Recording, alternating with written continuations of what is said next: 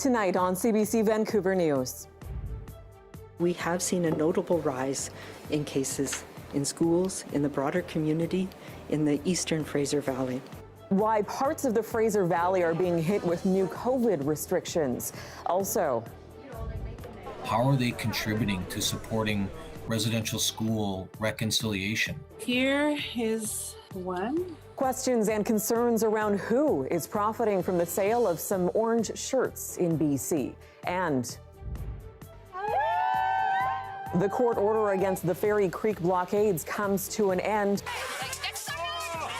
The judge taking a swipe at RCMP. This is CBC Vancouver News.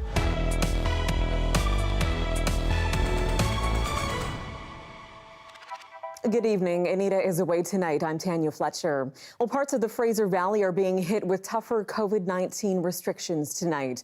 The province is blaming high case counts on low vaccination rates. Our Isabel Regem is here live with more. So, Isabel, give us a breakdown of the new rules. Tanya, they are very similar to the ones we saw imposed in the interior and in the north, where cases were rising there. And here's what it means. The new order covers Hope, Chilliwack, Abbotsford, Mission, and Agassiz-Harrison. Private gatherings at home, for example, will be limited to 5 additional people or 1 additional household, or 10 people outdoors, let's say for a barbecue, for example. Now, these rules apply unless everyone is vaccinated. Organized events like weddings or conferences will be limited to 10 people inside or 50 people outside, unless, again, everyone is fully immunized. Because of increased workplace transmission, masks have to be worn in indoor workspaces now, unless people are behind a barrier or can physically distance. Right now, across the province, until October 26th, you only need 1 dose of the vaccine to participate in most activities. But the new order means if you live in those communities in Fraser East, you will now need to be fully immunized right now to attend ticketed events, including movies and sports, or go to gyms. So, Isabel, why are these new restrictions targeting that area in particular? Well, Tanya, it's because of a rise in COVID cases in that region, particularly people who are unvaccinated. That is now putting a strain on our hospitals, whether it's the Chilliwack Hospital that just had an outbreak, the Abbotsford Hospital, and the hospitals across Fraser Health. Dr. Henry says the pressures of this 4th wave on hospitals is also having an impact on patients who don't have COVID, who are having their surgeries postponed. Tanya? All right, thank you, Isabel. Our Isabel Regem reporting live.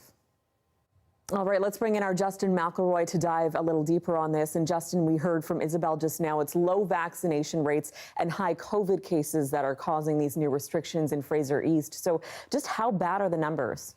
Well, the numbers aren't quite as bad in the Fraser Health and Fraser East as we saw in the 2nd or 3rd wave, but they're by no means good. And it is concentrated in Fraser East. Take a look at these 3 graphs. These are the 3 regions. So Fraser South, you're talking about Delta and Surrey. That line is holding. You look at Fraser North, that's your Maple Ridge, Burnaby, Pitt Meadows. That line also, we saw a slight increase, but it's holding as well over the past month. But it's Fraser East, and that's what we're talking about. Abbotsford, Chilliwack, Hope, Mission, where we've just been seeing this spike after spike after spike for weeks and weeks now.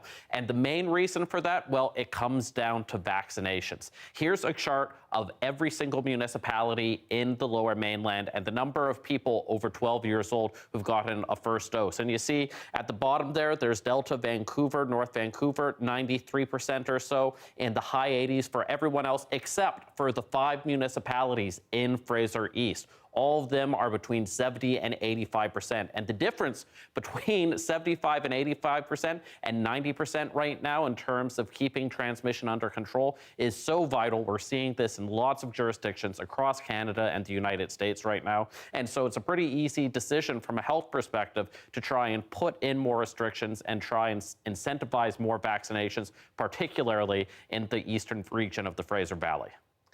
That's right. And Justin, Dr. Henry also had new data today on the rising number of cases in schools. And she pointed to that same message we're hearing from the province, that infections are largely linked to vaccination rates. Here's part of what she had to say.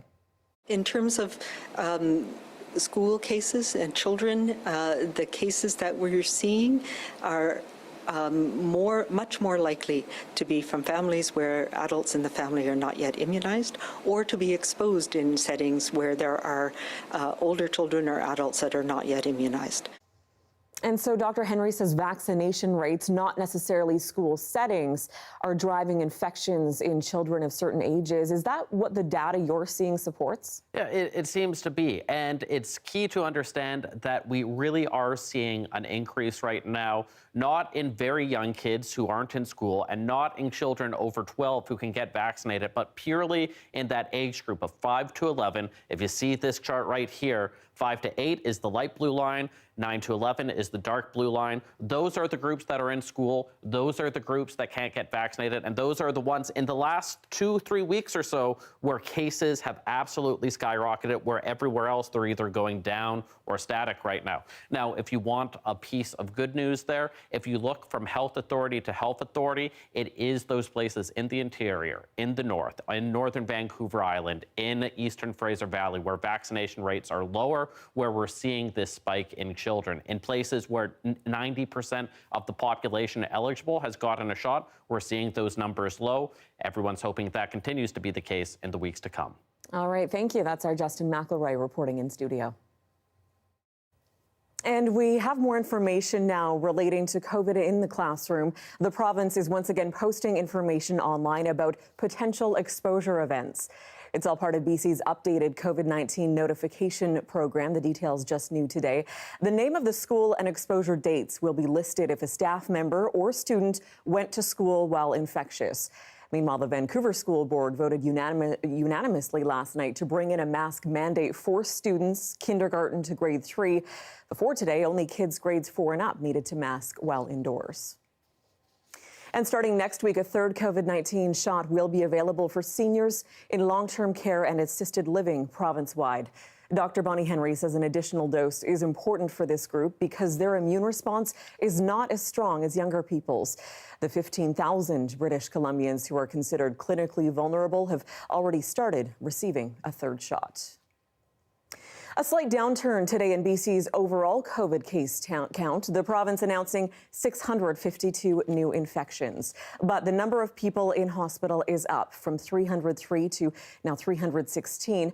140 of them are in the ICU. No change there from yesterday. And while there are still more cases in Fraser Health than any other health authority, the 219 new cases today is lower than it was over the weekend. A 39-year-old father of 2 from Duncan has now died of COVID, and now his wife is again urging others to get vaccinated. Josh Miller was hesitant about getting the shot. His wife, Miranda, posted this photo today. Earlier this month, while her husband was in the hospital, she made this post pleading with people not to ignore the infection rates and to talk to their doctors about getting vaccinated. Well, someone pretending to be the Liberal MLA for Peace River North has been circulating a fake letter. It's discouraging people to get vaccinated. I did a big pushback saying that this is not me. The way out of this is the vaccine. The science is sound. To use this office as a way to get their false information out, it's sad, quite frankly. Well, that region has seen the lowest vaccination rate in the province and has been crushed by high case numbers and overrun hospitals. About 66% of northern BC's eligible population is fully vaccinated. Well, the province is going after the $3 million Vancouver penthouse of a man who has repeatedly hosted parties and broken pandemic restrictions. Mohammed Movazag pleaded guilty to violating public health rules designed to prevent the spread of COVID-19. Now, the province's civil forfeiture office wants to seize his luxury downtown condo, but not because of the pandemic violation. The claim is the property was paid for with proceeds of crime and unlawful activity tied to gangs. Another big developing story today. A judge has denied an application to extend an injunction against old-growth logging blockades on southern Vancouver Island. He says the actions of RCMP officers were part of the reason. Our Zara Premji is live on this story for us tonight. So Zara, take us through this ruling. Well, Tanya, a bombshell decision as of 4 p.m. today. Because of Justice Douglas Thompson's decision, a court order against the blockades is over. To date, police have made more than 1,000 arrests in connection with their previous enforcement of the injunction. He said while police have used reasonable force in most cases, he pointed to dissuading lapses shown in some videos played for the court, and also said that officers' decision to wear thin blue line badges damage public trust. He says methods of enforcement of the court's order have led to serious and substantial infringements of civil liberties, including impairment of the freedom of press to a marked degree. Last month, 2 of our own CBC journalists were denied vehicle access to the Fairy Creek watershed and had to hike 14 kilometers round trip to and from the blockade with all of their equipment. And instances like this were referenced to in today's decision. Tanya. So Zara, what about the protesters who've been there all throughout this process? What did they have to say today? Well, protesters had argued the urgency of climate change should be taken into consideration when it comes to the rights to protest and block logging roads. And Justice Thompson said they did not succeed with that particular argument. He said his colleague who granted the injunction in the first place was right to do so. But the context has changed and the court has now become part of the story. Protesters celebrated the decision today. The injunction is over. It ended at 4 o'clock. Woo!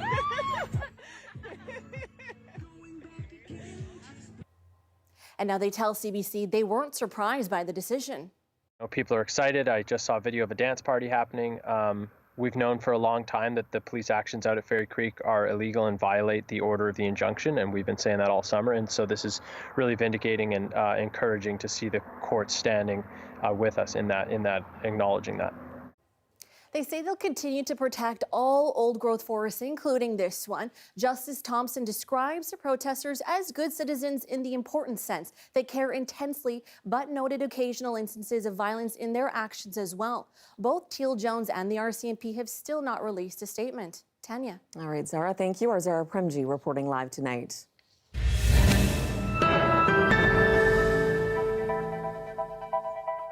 A warning tonight as we approach the first National Day for Truth and Reconciliation. People across Canada will wear orange shirts on Thursday to honor the children who never returned from residential schools. And while many Indigenous artists have designed their own shirts to sell, Michelle Gusub is finding out there are many private companies looking to cash in on the day. Here is one. For Tina Taphouse, it's personal. I know for a fact that I have family that went to that school and family that went to that school and didn't come home. The designer has been up at all hours finishing her shirts. When it's done, I just I impress it onto a shirt. And with every sale, she has a conversation about Canada's past. When I meet up with most of them, I like to talk to each one of them and, answer any questions that they have. Because sometimes it's sensitive and they don't know what they can ask or when. That kind of connection, she says, isn't possible when buying from somewhere like Amazon. And there are warnings about vendors like this online store shut down by Facebook for trying to profit off the day. In many cases, Indigenous designs are being stolen and resold without credit. And while Amazon says it's also shutting down shops selling stolen designs, advocates say they're not surprised First Nations artists are being exploited. What are they putting back into the Indigenous community? How are they contributing to supporting residential school reconciliation? Do they have Indigenous staff? Have they provided proper resources for the Indigenous artwork that's on that shirt? London Drugs is an official vendor of orange shirts, already sold out in many locations, but there are still many independent Indigenous artists to buy from. Our art is inspired by many generations and our ancestors. And, even when I make my shirts, my mom recently passed away, but she was here in June and July and she sat here and watched me make the shirts. And so I like to honor her and know that she's still sitting here with me while I make the shirts. Taphouse says if you choose to wear orange on Thursday, wear it with a heavy heart for the little girl whose new orange shirt was taken away from her at residential school in 1973. Michelle Gusub, CBC News, Vancouver. And as September 30th approaches now for the first time as a federal holiday, many in BC are frustrated it's not also a statutory holiday in BC. Many public sector employers are closing for the day, but the private sector approach varies. As our Susanna De Silva reports, some members of the Indigenous community say those inconsistencies will prevent people from honoring the full meaning of truth and reconciliation. I've been with the company for 32 years. Thursday will be a day of reflection for Caroline Pollard, and one she feels should be more widely recognized in BC. We're feeling left out. I think it's unfair. I've had discussions with my colleagues, and they feel the same way. The National Day for Truth and Reconciliation became a federal stat holiday in June, covering all federal employees and federally regulated businesses. But it's then up to the provinces. So far, BC has said its aim is to formally recognize the day in the future, but that first, quote, significant consultation is needed with survivors, families, and communities who have been impacted. Not good enough for Pollard, a 60-scoop survivor, her birth mother a residential school survivor. She was 42 before she made it through government bureaucracy to learn her roots, and thinks this is just another example of that. There's always red tape involved. I just think it's an excuse, and they're dragging their heels. All public sector employers have been advised to honor the day as a stat, but in the private sector, many companies are not. Pollard's employer, London Drugs, isn't. She's on leave right now, but says many other retail workers who want to honor the day will have to miss out on pay. In a statement, London Drugs says all employees receive truth and reconciliation training, adding they look forward to discovering more ways we can support Indigenous peoples of Canada within the communities we live and work. But Indigenous leaders say it is important everyone gets on board. It becomes a way for everybody in the country to really have to step into, what is this day about? Why does this day exist? Where does this come from? And what are we supposed to do on this? And create a lot of meaningful traditions and customs and practices. For Pollard, she will be heading to the art gallery Thursday as she continues to learn the history of residential schools herself. Would love to have anybody come and join us in participating, listening to the songs, and ask questions.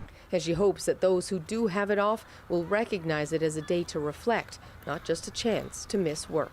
Susanna De Silva, CBC News, Vancouver. Well, tree houses blocking the construction of the Trans Mountain Pipeline in Burnaby have now been removed.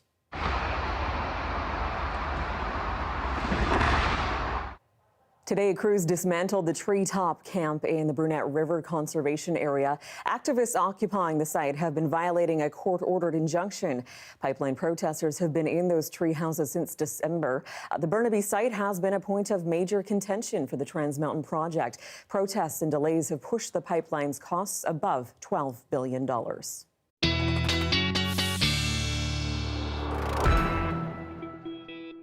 Let's bring in our meteorologist, Johanna Wagstaffe, now with a look at the forecast. And Joe, it's been quite the weekend, but we can tell that it's been on and off, some sun today, but it sounds like the rain's not going away quite yet. You're right. It has been quite the weekend and early start to the week. And yeah, we've got another storm knocking on our door. Let me take you to the latest satellite radar because we are not done with today yet. And even just earlier this afternoon, seeing some good old-fashioned thunderstorms up towards Deep Cove, getting some lightning strikes down towards Surrey. So while some of us may have got by with a dry day, very stormy for others. That's thanks to that southwesterly flow that we've been dealing with for 2 days now. You can see the lightning strikes right now across the interior. The next storm, though, the center of it, just moving into Haida Gwaii now. That is going to make for a very windy and wet next couple of days for the coast. And that rain is moving into us for pre-dawn hours. So things are about to get a lot wetter than this on and off business. So taking us through the overnight, just pausing us around 6 a.m. tomorrow morning. That's the first of 2 waves. So expect a wet commute, a wet start to your Wednesday. The steadier rain will taper off towards the afternoon hours. As we head into the evening, there's a second, even bigger surge. You can see the model picking up yellows and oranges. That's the heavier downpours through to Thursday. So all in all, we could be talking rainfall totals between 50 and 100 millimeters by Thursday afternoon. Tanya, that could put us over the top for some September rainfall totals. I've got some winds, some temperatures to talk about, and the sigh of relief at the end of this all. That's coming up. Wow, quite the contrast from the start of summer to the end, that's for sure. No Thanks kidding. so much, Johanna. You're welcome. After dozens of coyote attacks in Stanley Park, there will soon be a ban on feeding wild animals in Vancouver. The park board's proposal called for a $500 fine for anyone caught giving food to pigeons, geese, squirrels, raccoons, and coyotes in a city park.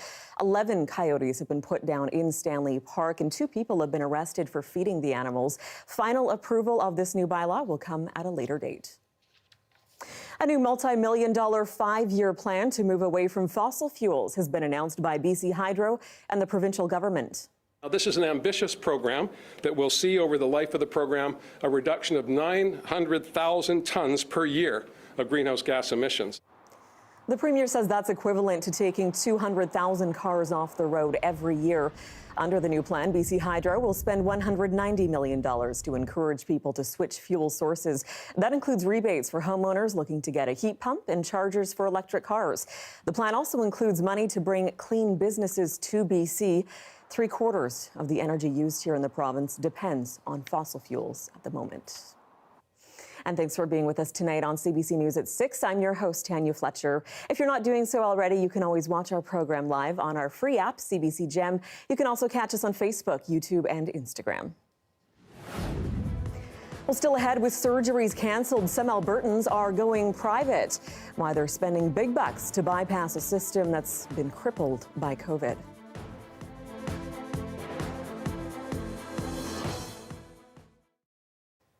And thanks for staying with us during our commercial-free live stream. Cape Breton is known for the big fiddle, but now a man from Duncan is trying to make the next big thing. A giant pumpkin has been growing for the past 98 days, and the man growing it hopes to break the national record. Matthew Moore sizes up the giant squash. From the outside, Carl Graham's 2 greenhouses look pretty ordinary, but what's inside is extraordinary.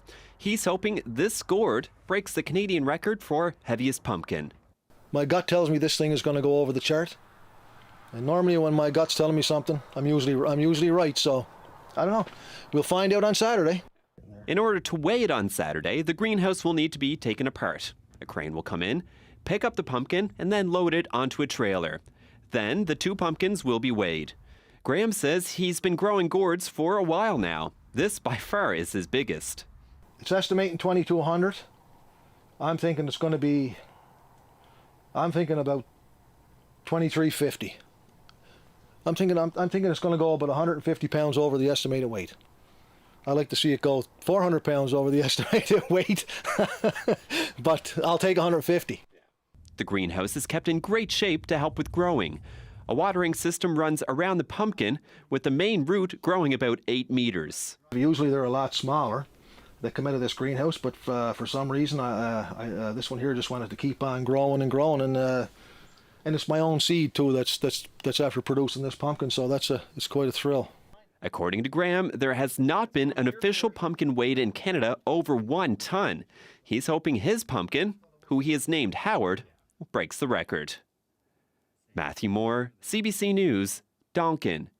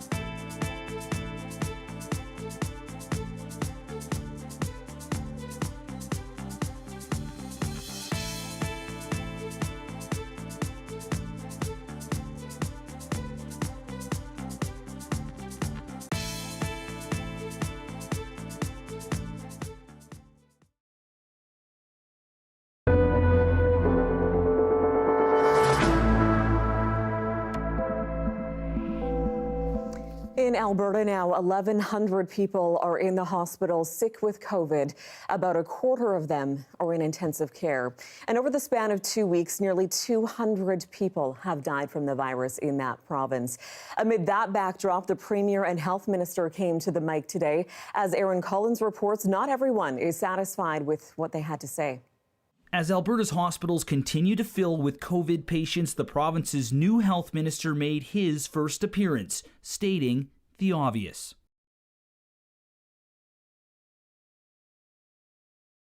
A nod to protests held outside hospitals earlier this month. The province says they may now arrest those protesters. Crackdowns on those opposed to regulations have happened before in Alberta. Just yesterday, this pastor was arrested for breaking mask bylaws. The focus on protecting hospitals, a good thing, but some say making sure they function should be the priority.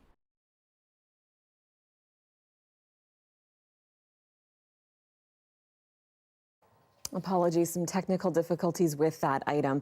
Let's stay in Alberta, though, and with the health services under that strain in that province, many patients who have already waited months for surgeries are only seeing further delays. Now, some of those who can are turning to independent clinics for help. The CBC's Kyle Bax looks at the surge in interest in private surgery. This is no walk in the park for Rich Hesketh. He's been waiting 18 months for a hip replacement.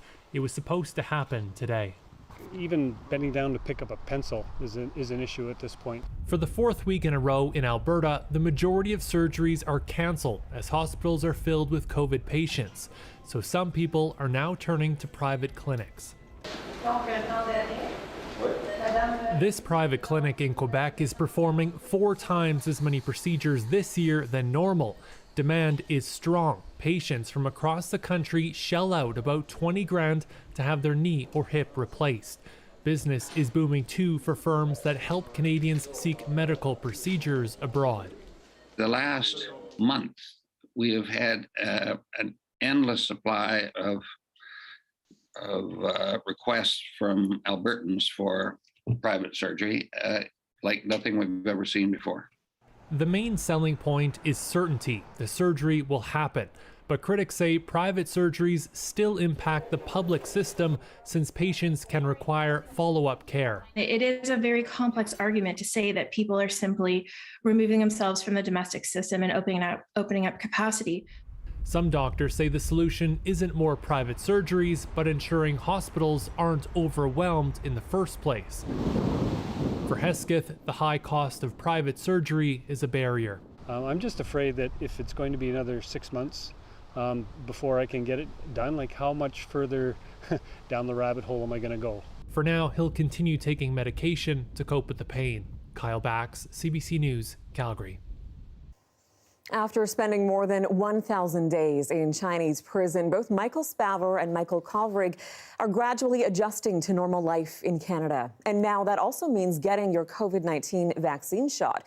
Here's how Kovrig's local pharmacy handled his visit. We blasted City and Color coming home on the speakers, and we gave him a standing ovation. You know, he didn't want any of it. He was kind of very humble about it. And he was joking around. He was like, "Is this what you do for everyone that comes in for a vaccine?" And we said, obviously not. Well, the pharmacist praised Kovrig for prioritizing getting vaccinated as soon as possible. And speaking of things we've missed during the pandemic, Kovrig also stopped at a salon. His barber posted this picture on Facebook and called it an honor to cut his hair. Well, 1 week post-election, Justin Trudeau is laying out his government's priorities. The Prime Minister is promising a series of steps to ramp up the fight against COVID-19. As the CBC's Travis Donraj tells us, he's also trying to keep foreign affairs and climate change high up on his agenda. I can't go anywhere. I can't do A dose of straight talk for the re-elected Prime Minister, moments before his first major news conference since the campaign. Why you feel you have a strengthened mandate when you're coming back with basically the same number of seats. A prime minister and a government needs to think about the people who voted for them, but also about people who didn't vote for them, and make sure that in the decisions we're taking, we are delivering for all of them. Despite criticism about having called the election, Trudeau says he is ready to take on the challenges ahead and bring back the House of Commons before the end of the fall. I have asked Chrystia Freeland to continue serving as Deputy Prime Minister and our Minister of Finance. The rest of his cabinet will be announced and sworn in next month, tasked with 5 immediate priorities: getting federal workers vaccinated, ensuring planes and trains require travelers to be double vaxxed, paying for provincial vaccine passport programs, developing a proof of vaccination program for international travelers. And fifth, we're going to keep good on our word to protect our frontline health workers who have stepped up for us these past many months, and ensure that anyone who harasses or intimidates them is faced with criminal sanctions. After the homecoming of Michael Spavor and Michael Kovrig Friday, there were also questions about China and why Huawei technology hasn't been banned, something Trudeau says the government is considering. We have actually seen that many Canadian telecommunications companies, if not all of them, have started to remove Huawei from their networks and are moving forward in ways that doesn't involve them as a company. Foreign affairs, the pandemic, and climate change, all third-term challenges, and pushing that Liberal agenda forward will be no easy task. Still, Trudeau says he's up for it and brushed off questions about the possibility of him stepping down as leader. And I can't wait to get into it. Travis Danrash, CBC News, Ottawa. Well, to Northern Ontario now, and the rescue operation continues to save miners who were trapped nearly 1,000 kilometers underground, and they've been there since Sunday. So far, at least 35 of the 39 miners have made it to safety above the surface of the Totten mine near Sudbury. One miner who made it out shared his exhilaration. I'm ready to go home, ready to go see my family. I feel great. The trapped miners have had to make a long and slow climb out using an emergency exit set of stairs up to 1,200 meters long. That's the equivalent height of roughly 2 CN towers. Officials say so far no one has been injured. The emergency developed over the weekend when a loose piece of equipment damaged the main elevator shaft. Well, still ahead, an apology by the Canadian bishops and a promise of $30 million to heal. Why residential school survivors say they're skeptical. That's next.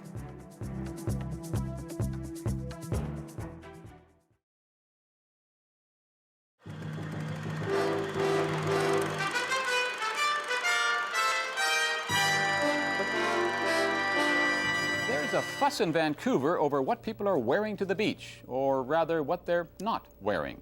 Bathing suits are considered bad form on Vancouvers Rec Beach. Nude sunbathing is where it's at. But some people at City Hall are afraid the nudists are scaring away more modest folk. Ian Hannamansing has the story. To the uninitiated, the most striking thing about this beach is the obvious. But to the regular visitors, and there are hundreds, Rec Beach is more than just a stretch of sand. It's a state of mind. I have learned something in this environment that I can't learn anywhere else. When I take off my clothes and all the other people are naked, I'm reminded that we're one humanity because we're all just the way we came. As I say, one of the few vestiges of freedom left in Canada. You can do pretty well what you want here.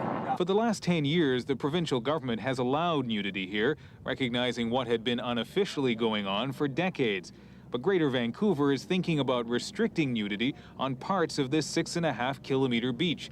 They haven't gotten any complaints, but they say some people might be unhappy. Maybe there's a user group out there that would use the foreshore area if they weren't subjected to nude sunbathing. For people here, those are fighting words. Should they try to restrict the clothing optional status, that there would be a massive opposition, and we have already begun. Thousands have signed letters, postcards, vowed to defend their beach, saying it's a matter of principle. Yes, I'm definitely going to try and help keep it all optional along here, no section where you are forced to wear clothing. A decision probably won't be made until next year, but the Rec Beach regulars say it's not too early to fight for the right to be naked. Ian Hannamansing, CBC News, Rec Beach. And that's the National for Friday, August 17th. For CBC News, I'm Knowlton Nash.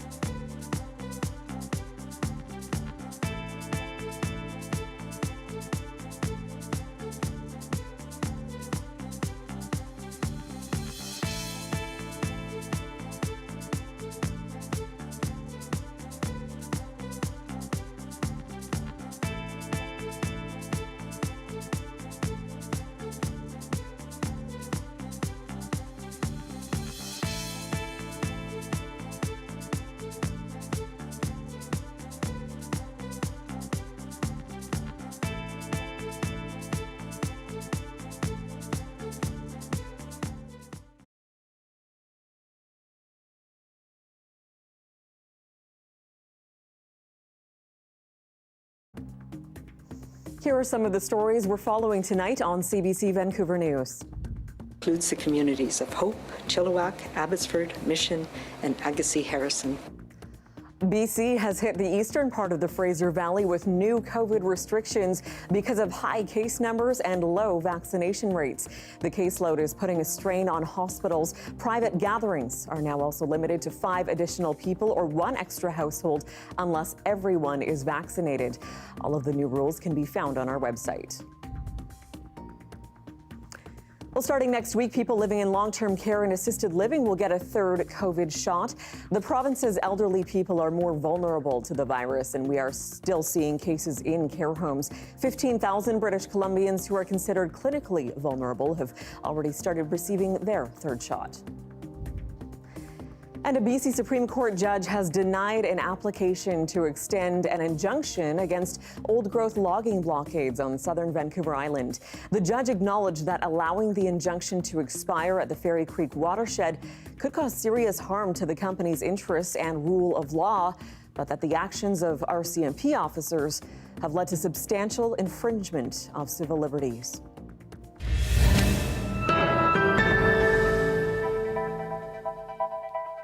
Well, the Canadian Conference of Catholic Bishops says it's giving $30 million to help support survivors of the residential school system.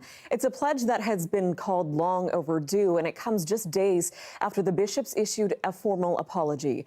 But as Holly Carrick tells us, some survivors are expressing skepticism over the apology.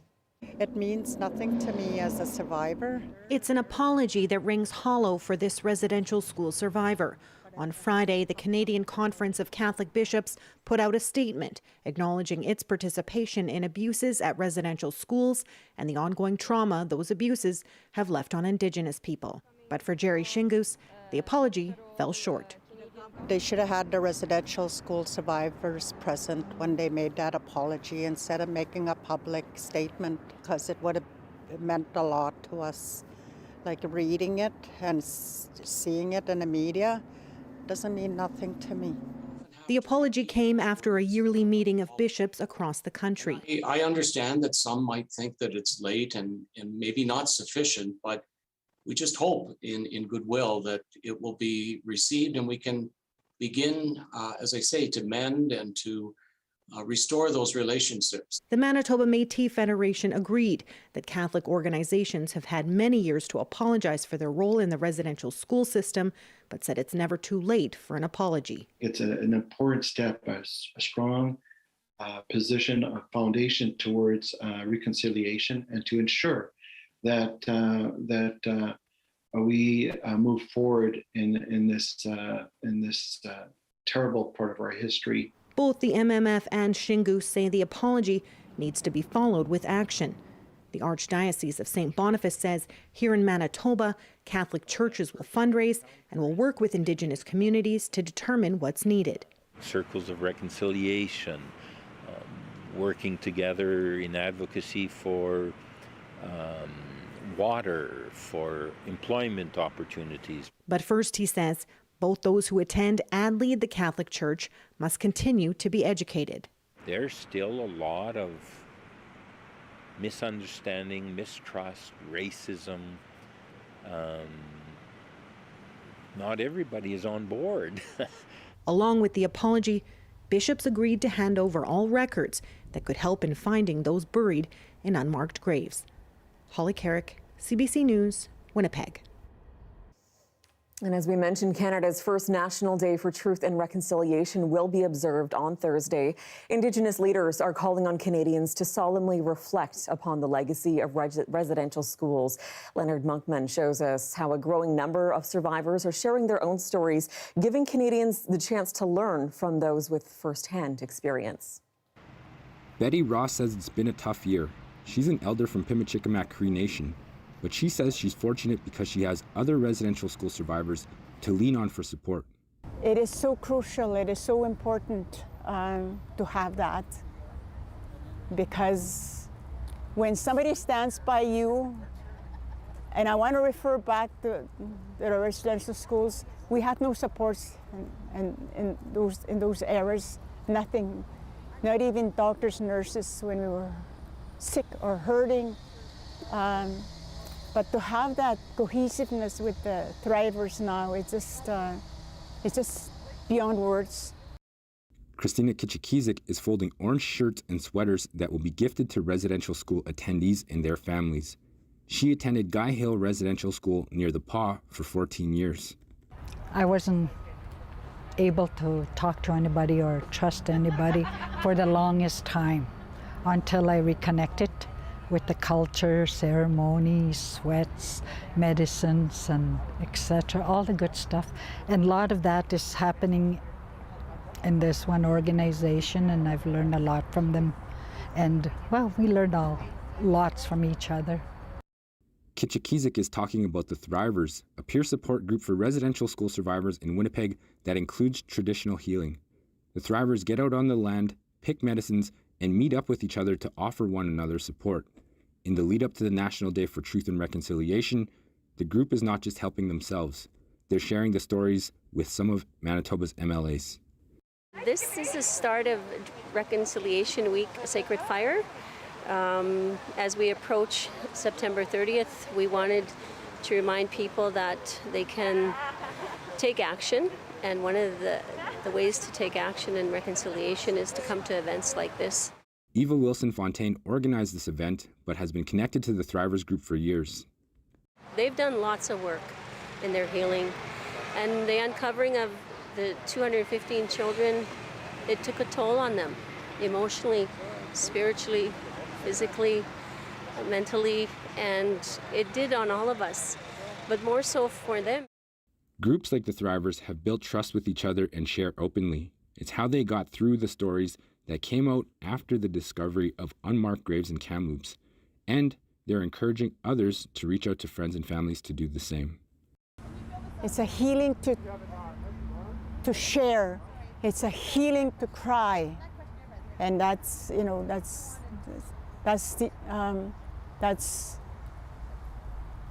your way of finding out who you are, and so crucial to find out who you are today, where you're from, and what you went through, and where you're going. Leonard Monkman, CBC News, Winnipeg. News like this can be upsetting and traumatic. Crisis lines are offering support for survivors and their loved ones. The 24-hour Indian Residential School Survivors Society can be reached at 1-866-925-4419. And watch CBC on Thursday for a 1-hour commercial-free special to honor the stories and perspectives of Indigenous peoples affected by the tragedies of the residential school system in Canada.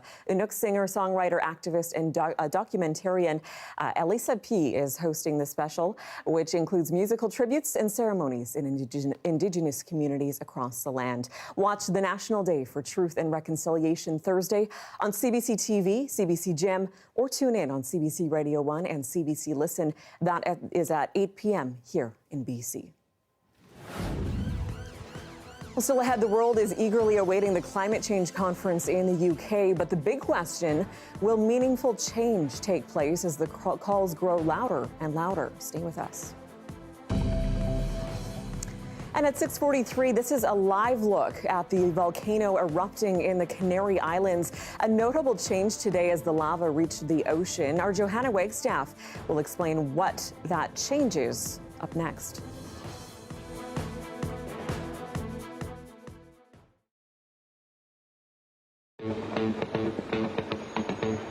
Our cities are engaged in a constant tug of war between a comfortable status quo and future urban development.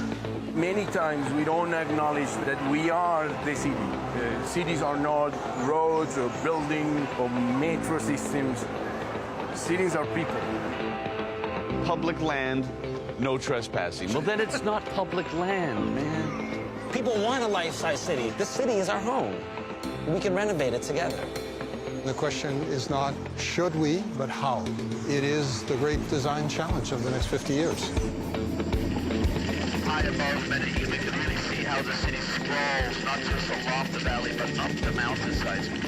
This city is a master at space management, so you have to check out where we're playing football. Right above Shibuya, the most iconic part of this city, on a roof of a shopping center. People actually don't come close to here. Women don't walk alone at night. But basically, it's mostly a lot of fear from the other. Crime is due to lack of opportunities, and this is giving opportunities. This is healthy, you know? Yeah. This is going to make a healthy society. Everyone thinks they cannot change anything, you know, just live your life, be quiet, just be happy. But we have so much problem. A new revolution is underway, an urban revolution. It has come to a point where we think it's not possible to let the authorities run the city by themselves. You have to sometimes ask forgiveness later rather than permission before. We want to make sure that the government sees and admires the fact that we are doing it. Then it's always the same story. They come after us and say, listen, good job. Yeah. How can we help? This is the craziest bicycle infrastructure I think I've ever seen. All of that's the city that I want to live in.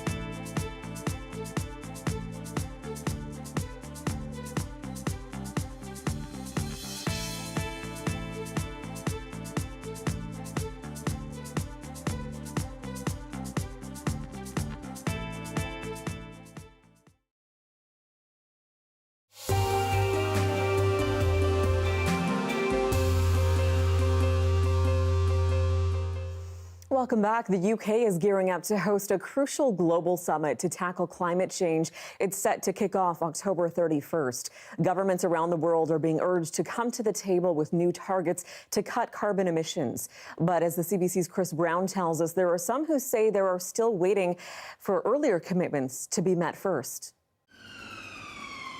The projection on Glasgow's historic steeple screams of a climate emergency and counts down to the tipping point of when it will be too late to prevent global warming from exceeding 1.5 degrees. What do we want?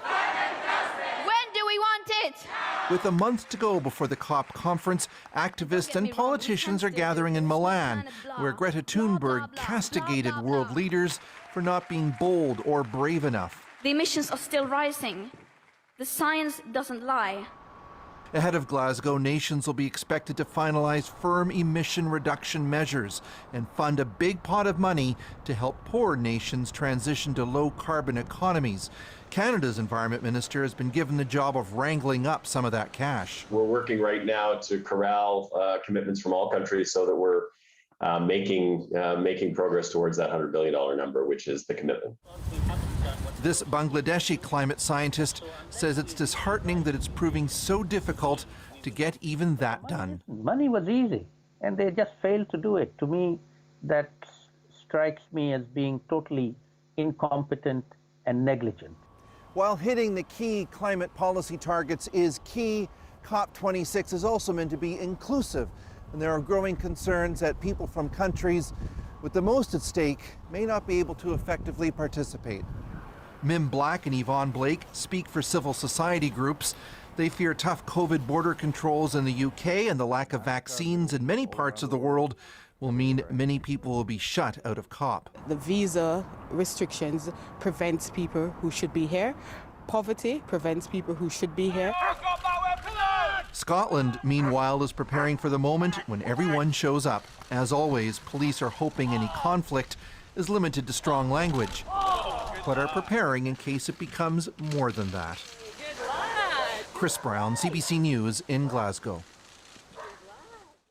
And let's bring back meteorologist Johanna Wagstaffe. And Joe, we're watching a developing story. Just in the last couple hours, we're hearing that lava from the volcano on the Spanish island on La Palma has now reached the Atlantic Ocean.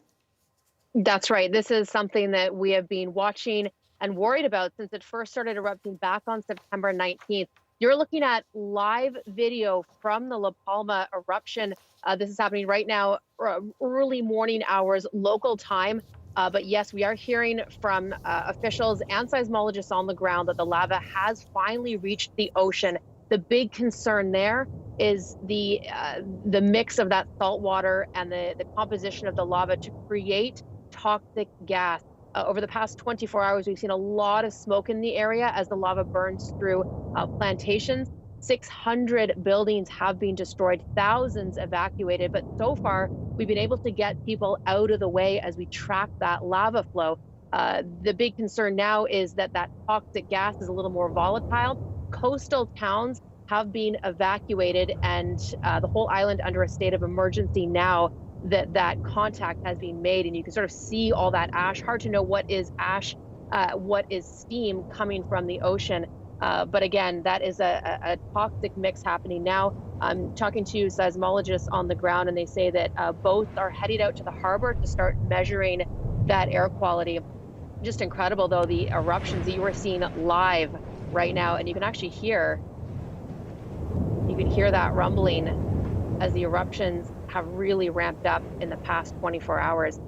I want to take you to a less impressive shot, but I want to show you just a couple of hours ago from seismologist, the lava meeting the ocean for that first time. So we'll be tracking the story closely as that big ash cloud begins to develop, and we'll keep you posted. But now to the business of rain here on the West Coast. That is our big story over the next 24 hours, actually next 48 hours, thanks to that low that's just moving into Haida Gwaii. I want to take you through the rainfall accumulations because this is coming as two waves for us.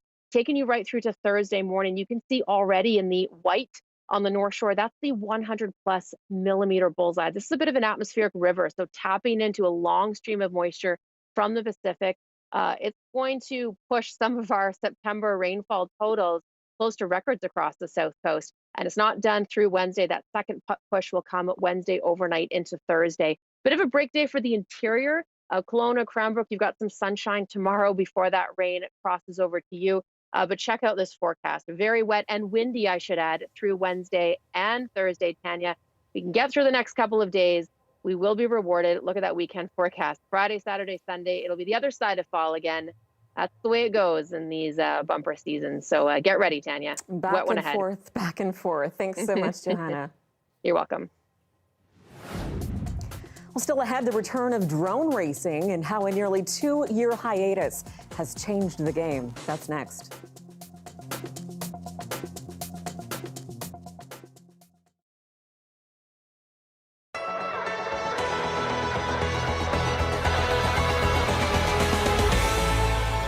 Welcome to China.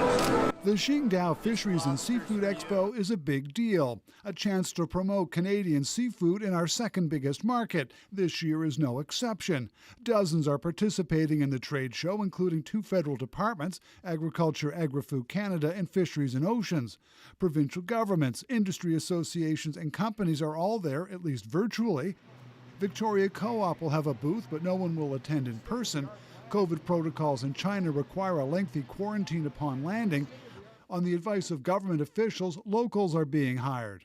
There's too many challenges with it. The recommendation was look at in-house consultants to represent your company at the show, and that's exactly why we're doing what we're doing. It's the best scenario we can do and still fly the flag for Nova Scotia. China's treatment of the recently released Michaels, Kovrig, and Spavor, a fact of life, but it has not deterred seafood sales into China. But reality is that's always a concern because you never know what can happen. We saw that with the 2 Michaels, is that for any reason they suddenly decide that they need a token hostage or 2, it could happen.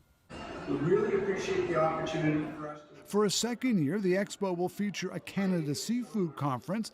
Event organizer Yang Zhu says the Michaels have had no impact. Not at all. Instead, the event is getting bigger this year, with BC and Quebec joining Atlantic provinces. Ministers and industry representatives are sending pre-recorded messages. The event is getting better and better and stronger, and are sending a very positive message to the market and promoting our seafood in the right way. Still, events this weekend are a reminder that China is willing to play hardball and would be willing to throw a luxury item like Canadian seafood overboard if it suits Beijing's interests, says this international development expert.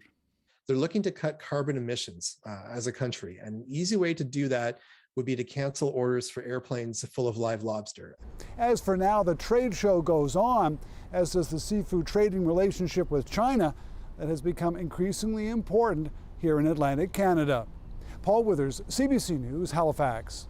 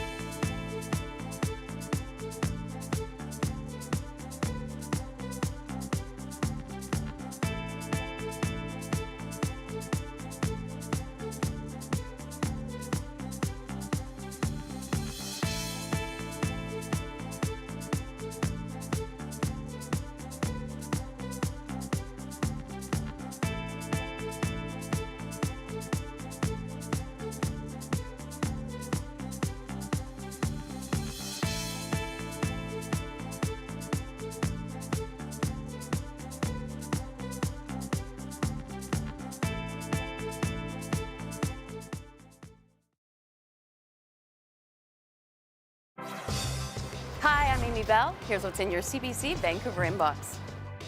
Join CBC Vancouver's Gloria Makarenko at the annual Splash Art Auction and Gala. Get your tickets and help support Arts Umbrella programming. Learn more at artsumbrella.com. And on October 13th, Angela Starrett will moderate a panel of experts at What is the Cost of Care? A free UBC Dialogues discussion about the complex reality of caregiving. Learn more at alumni.ubc.ca.